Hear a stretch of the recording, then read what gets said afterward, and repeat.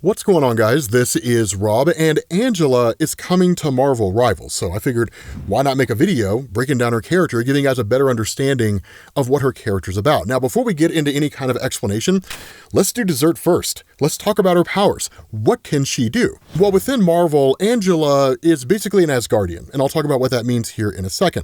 But she shares the same powers that most Asgardians do, right? She's got superhuman strength comparable to that of Thor's, along with superhuman durability, endurance, and stamina. She also possesses an incredibly advanced healing factor, which kind of seems unnecessary because unlike most all other Asgardians, she is truly immortal. Most Asgardians have to consume the apples of a dune in order to keep themselves alive.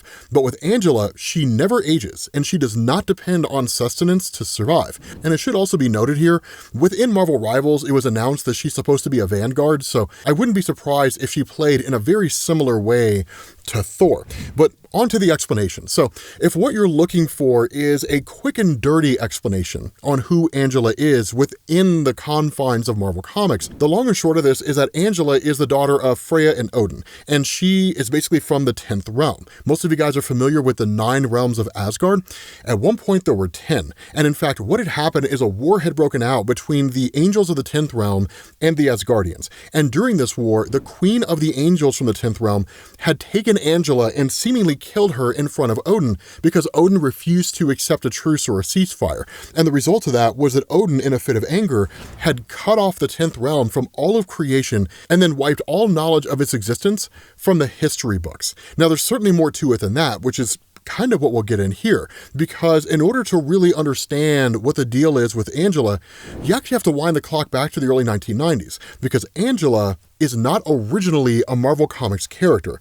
Angela is actually a Spawn character. Now, this came by way of a deal that Todd McFarlane had brokered between himself and 4 other legendary comic book writers. You had Alan Moore, Neil Gaiman, Dave Sim, and Frank Miller. The idea was that each one of these writers would write a single issue of Spawn, starting with issue number 8 and ending with issue number 11, respectively. Of course, Neil Gaiman wrote issue number 9. The reason why this is so important is because when Angela initially makes her appearance in the Spawn comics, she's actually presented to us as an angelic bounty hunter who's there to kill Spawn, because that's her job. It's what she does. She hunts down demonic forces like Spawn. A former government assassin who was betrayed, his soul was sent to hell. He made a deal with the demon Malboja to basically become a member of his army and even lead his army. He's bonded to a demonic symbiotic suit and then returns to Earth in order to be with his wife Wanda, because it's the one thing he wants the most, and it's the reason why he even made the deal. And then he basically becomes this ridiculously overpowered anti-hero. But what's really interesting about the initial encounter between Angela and Spawn is that because of her experience, Angela actually believes she's going to defeat him quite easily. But the opposite happens, and Spawn defeats her. Now, later on, Angela's framed for trying to kill Spawn without a permit to hunt him down, and then she's put on trial in heaven for this alleged crime. Spawn ends up showing up and then testifies on Angela's behalf, basically explaining that she did in fact have a permit to hunt him. It's comics from the early 1990s, guys. Just go with it. But the angels of this tribune just simply don't listen, and instead of attacking Spawn and Angela, force them to work together. And so Angela and Spawn are briefly trapped in hell and then try to start a romantic relationship that doesn't really last too long. And then eventually they make their way out of hell, and Angela returns to heaven, vowing that from that point on, she'll simply work for herself. Now later, in the lead up to Spawn issue number 100, there's a couple of demons that end up releasing a dark god by the name of Urizen, who just proved to be too powerful for Spawn to beat by himself, which prompts Angela to join the fight.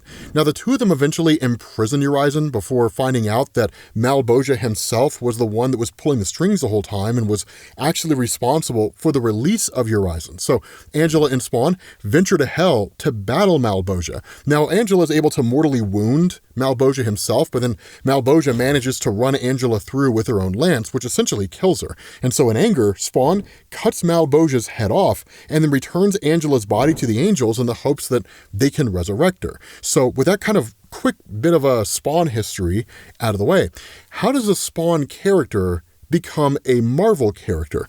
Well, something to understand about Image Comics is that it was founded on the principle that whatever creators create, they own. And so when Neil Gaiman was approached by McFarlane to collaborate on Spawn, the two agreed that Gaiman would retain creator rights to any characters that he created. But later on, McFarlane used the fact that there was no written contract in place to claim that he owned the character of Angela, as well as all the other characters created by Gaiman, pointing to the fact that this was just how comics worked. And so this set up a pretty lengthy conflict between Gaiman and McFarlane over who the rightful owner of Angela was. Now, in 2002, Gaiman sued McFarlane for failure to pay royalties on the character that Image continued to keep publishing, but Gaiman won the suit. And so Angela, along with two other characters that debuted in Spawn number 9, were now the joint intellectual property of Gaiman and McFarlane. Now, in 2012, Gaiman and McFarlane ended up coming to an agreement that Angela would become Gaiman's sole intellectual property, while McFarlane would retain the rights to two other characters that were part of the lawsuit, which were Medieval Spawn and Cagliostro. And so with the rights to Angela secured, Gaiman wasted almost no time and sold the character to Marvel Comics in 2013. And so Angela made her first appearance in Marvel Comics in Age of Ultron issue number 10.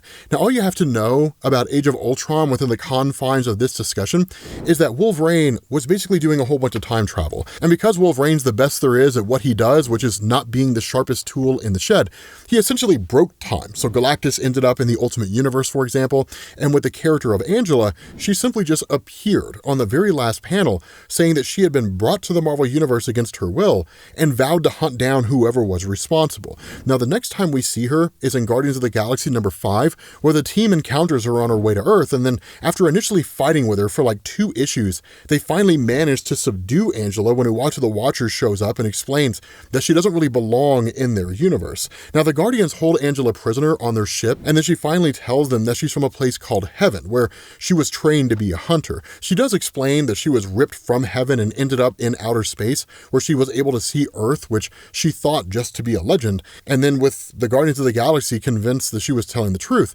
they end up freeing her, and then she goes to Earth to see for herself that it and the humans that inhabit Earth are real. And so Angela leaves for a short time, but then shows up to rescue the Guardians from Thanos' forces and then joins the team for a little while. But the really interesting stuff for Angela in the Marvel Universe starts with the 2014 Original Sin event by Jason Aaron. And this kind of cycles back into that quick and dirty explanation that I gave you guys earlier.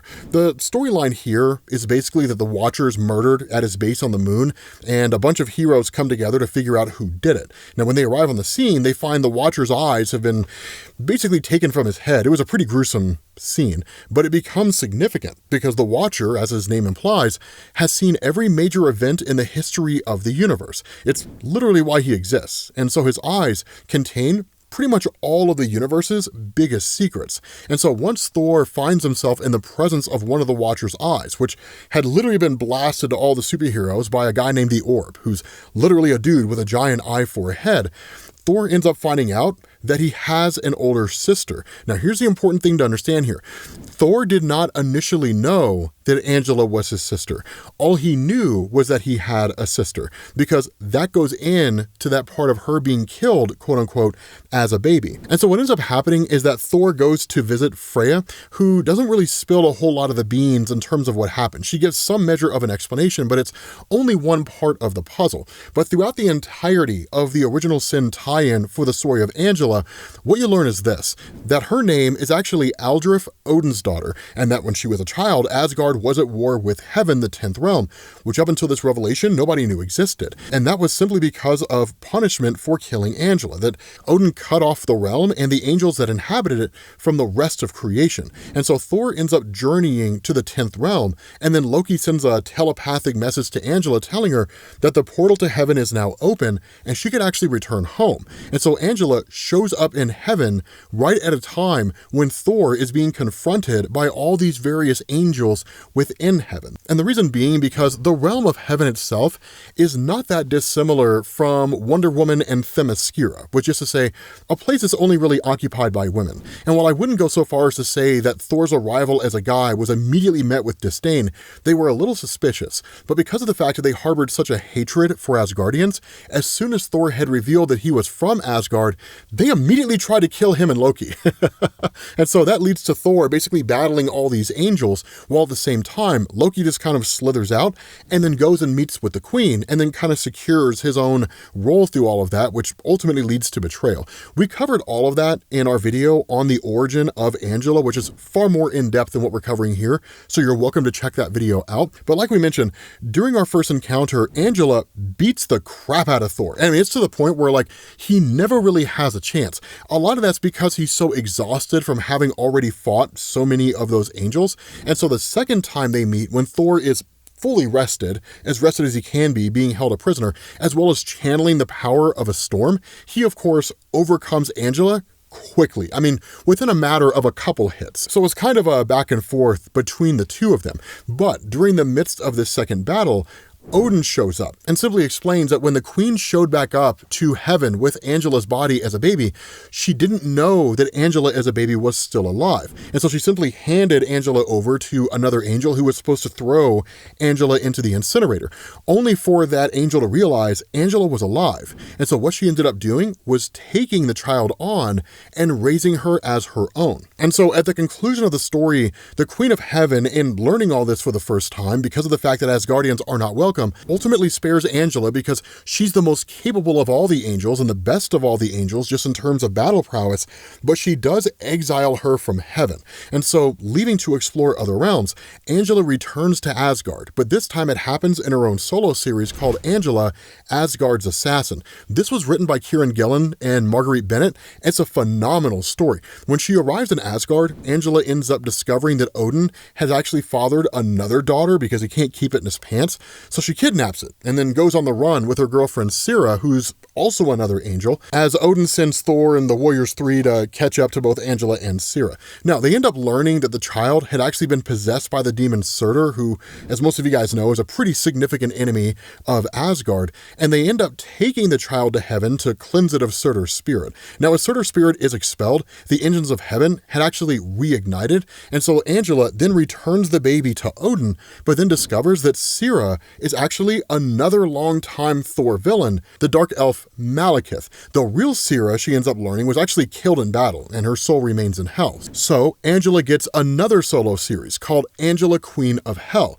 where she literally goes to hell to request that Sera be released. Now, Hela, who you guys know is the ruler of hell, refuses this, and so Angela launches an assault against the throne of Hela herself and ousts Hela from her own realm. Now, it doesn't last very long, because Angela quickly abdicates the seat, which leaves her half-brother Balder to rule, and then takes Sera back to Earth. But in 2020, Marvel launched a new team called Strike Force, billing them as the team that would do the dirty jobs that the Avengers simply wouldn't do. So basically a Black Ops Avengers team, which fills kind of the same role that the X-Force comics do for the X-Men universe.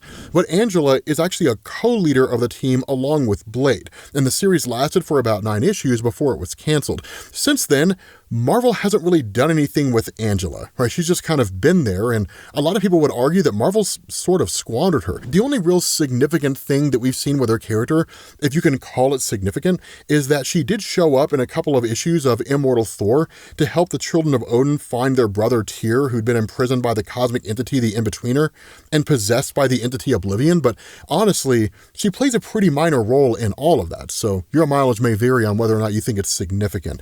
But with that being said, guys, we're going to bring this to an end. Angela's one of these characters where she was really, really cool when she was introduced, and then Marvel just never really did anything with her. But hopefully it gives you a better understanding of her character. Let me know if you guys want me to do a more comprehensive explanation of her time in Spawn. There's not really a whole lot to go on there, but maybe it might be deserving of its own video.